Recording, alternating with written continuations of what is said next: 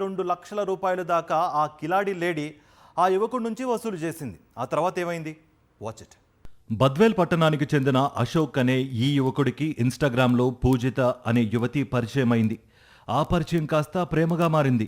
వీరిద్దరి ప్రేమాయణానికి రామలింగారెడ్డి అనే అశోక్ స్నేహితుడు కూడా సాయం చేశాడు.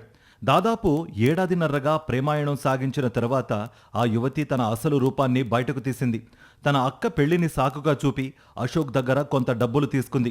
ఆ తర్వాత ఇంటి నిర్మాణానికి ఇంకా లోన్ రాలేదని, రాగానే ఇచ్చేస్తానని మరికొంత సొమ్ము చేసుకుంది.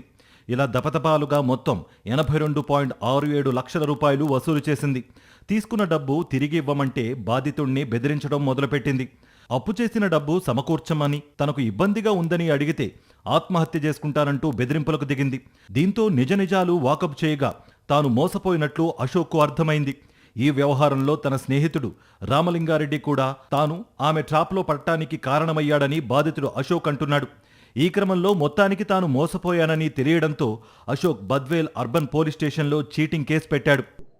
ఊరిబిండి అశోక్ కుమార్ రెడ్డి అని చెప్పి ఒక పర్సన్ చెన్నైలో సాఫ్ట్వేర్ ఇంజనీర్. ఇతను ఈ ఇన్స్టాగ్రామ్లో పూజితా రెడ్డి 0707 అని చెప్పి ఒక రిక్వెస్ట్ తనకు వచ్చిందని చెప్పి గుర్తించి దాన్ని పట్టించుకోకపోయేసరికి వాళ్ళ గ్రామానికి చెందినటువంటి రామలింగారెడ్డి అనే వ్యక్తి వీళ్ళని కొంత పట్టుకుంటే కొంత మనకు సమాచారం అనేది మనకు ఐడెంటిఫైడ్ కాబట్టి కొంత సమాచారం మనకు వస్తుందని ఆశిస్తున్నాను. 81,67,000 నాకు తెలుస్తుంది. ఒకవేళ ఇన్ కేసు అది ఏదైనా ఉంటే కూడా మన పరిశోధన తర్వాతే చెప్పగలుగుతాం.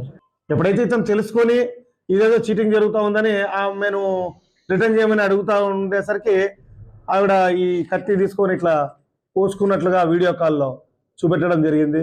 కొన్ని పిక్చర్స్ కూడా అతనికి పోస్ట్ చేయడం జరిగింది. సో ఎవరికైనా కేసులు ఇరికిస్తామంటే భయమే కదా. బద్వేల్ పోలీసులు విచారణ చేయగా పూజిత, రామలింగారెడ్డి కలిసి ఓ పథకం ప్రకారం అశోక్ వద్ద నుంచి డబ్బు గుంజారనేది ప్రాథమికంగా తేలుతోంది. ఈ కేసును బద్వేల్ అర్బన్ పోలీసులు మరింత లోతుగా విచారణ సాగిస్తున్నారు.